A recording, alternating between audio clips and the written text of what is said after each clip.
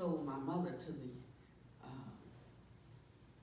the owner of the plantation in exchange for being able to have a life of knowing that she would have work and she could glean the fields and she could feed the other 5 children. And so other members of the family scraped together what they could to get enough bus fare for her to escape. And they said, go as far as this money takes you. And it went as far as Washington, D.C. And then some, 12 years later, and that's another whole story, I came along. And so when I was going down to visit my friend, they said, don't go. I had no reference for what they were talking about, and I went. So when I got off they actually sent me down on the train, and I got off, on the platform, and I walked down the platform, and there was a white lady walking up. And so I'm like, we got white folks in D.C., so, no problem. So I'm walking this way, she's walking this way. And we passed each other. That evening, the KKK came to my friend's house for me because I didn't know what I had done wrong, but I failed to step off the platform. So, I didn't know because we didn't have that rule in D.C. And so her grandmother came out and said, now, we don't want to have incident. She's not from here, she doesn't know. He says, let me punish her, and then I will send her back home. And that's what she did. So, so they allowed her, but I had to be whipped publicly. Outside in the yard, and that's what. She woke me with I thought it was a branch, y'all, I swear. The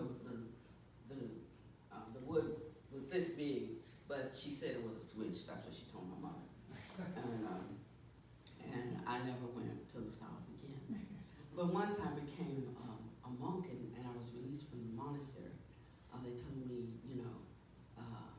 this is your country, and they're all Eastern. And they said, so you decide where you want to go and what you have to do. And they told me one thing, listen to your heart. So I'm going all around trying to find a place where I should settle. I'm looking at the climate, though. I went out to California, yeah, this is the thing, like you can plan events, and it won't rain. And so, I was thinking California is like really the joint because, a lot of things, to enjoy certain things. People come and they enjoy it, but those of us who have to create it, hold it, develop it, come hell or high water. We understand some other realities, like we have to pay for it, like there's a mortgage, there's all these kinds of things that spiritual people, shouldn't have to pay for spiritual things. No, we're not. We're paying for roofs, toilets, and you go through the whole list of what has to be paid for. And so I said, California's a good place because you can really plan. You can work the plan and plan your work and work the plan.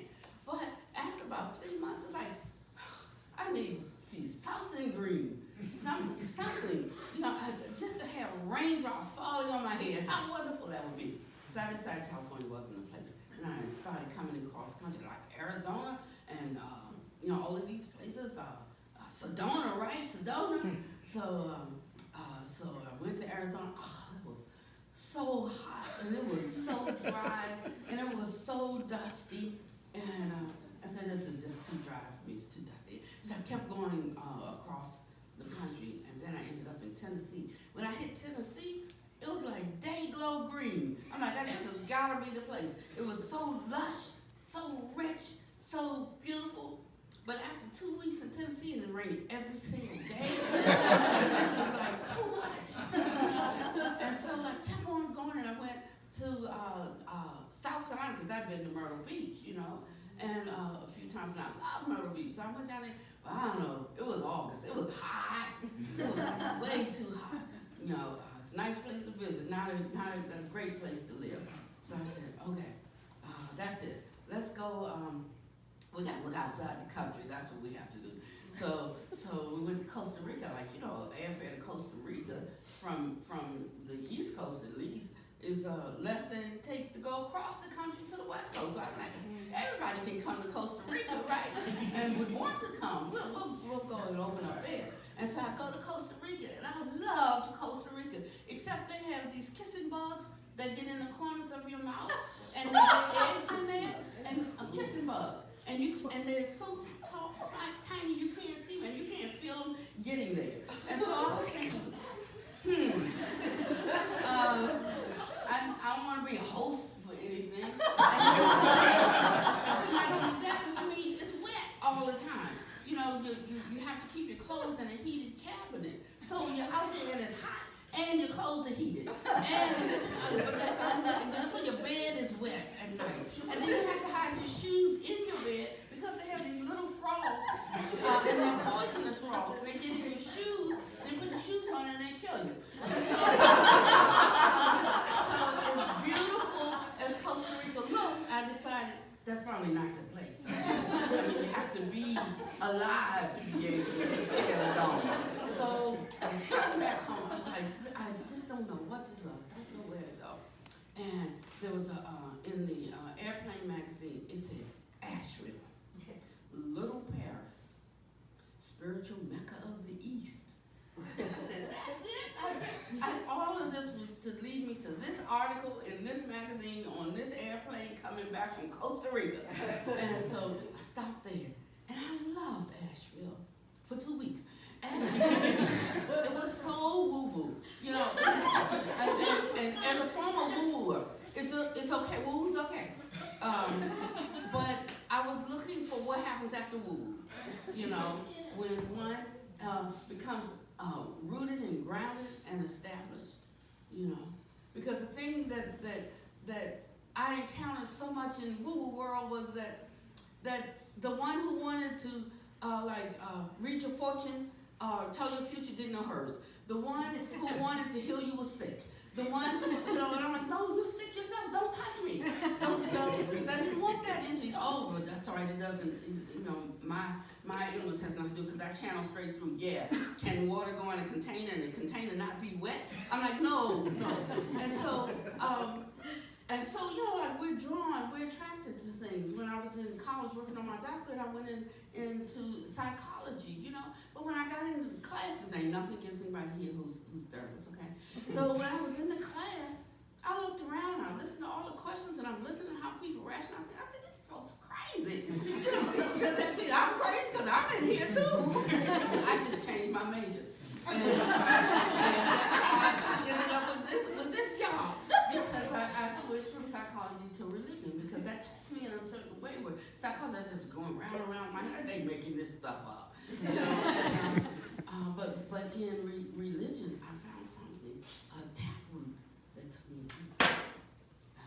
And I found that there was someone other than just the I that I thought I was.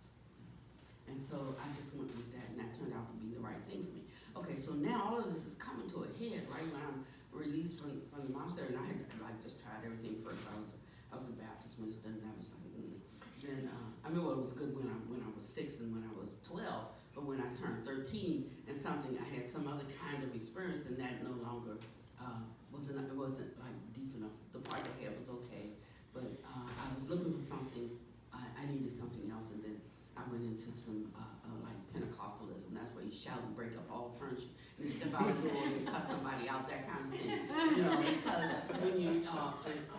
when you're filled with the Spirit, it's true and it's genuine, but not having the training and the discipline, it takes the Dharma and the discipline, not having the discipline to stand, so when others lost their head around me, I lost mine too, and so I looked for something else, and then I found the charismatic faith. I wasn't a Catholic, but I was working in a hospital, and down in the basement, there was some doctors and nurses, they be down there, I don't know, speaking in tongues, dancing in tongues, and I was all choreographed, and I'm like, that can't be real, because how y'all making the same movements and all of this, But I sat, and before I knew it, I was up there with them making the same ones too. So then I knew that something was real, you know, and it went a little bit beyond my understanding of how that could be possible. Not only that, they didn't just shimmy and shake and speak gibberish. They sang in tongues. They sang in harmony. They had point and counterpoint, and and this thing was wonderful. And so then I was there for a while in the Word and just loving the Word. Just became a walking, talking Bible, and that was wonderful as long as it was wonderful. And then I said one day, like I'm just speaking as a Christian, I was saying, when you grow up, I mean, every parent has the great hope that their child at least excels to their own status. But every parent even wants a child to be bigger, better, greater.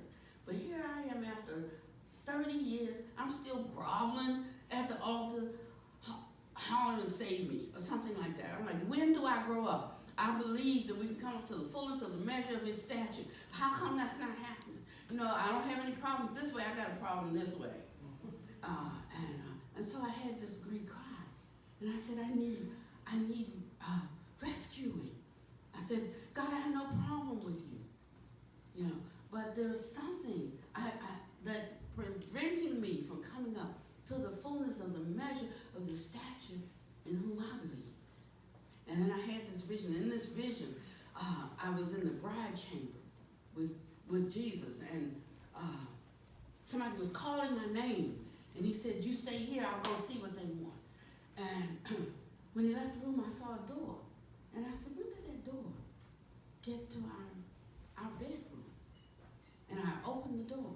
And it was a little classroom with a little kindergarten table and chair, and dust piled up on it. Ain't nobody been in it for a long time. And I saw another door. And I opened that door, and it was a big, expansive white room with a silver table and a scale.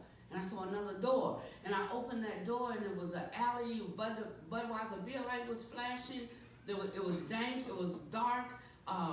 There was steam coming up out of a manhole, and it had snakes and frogs.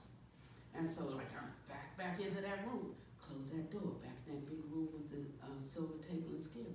Closed that door, back in the little classroom with the kindergarten table and chair. Closed that door, and I was back in the bride's room with Jesus. I said, Lord, when did that door get in our room?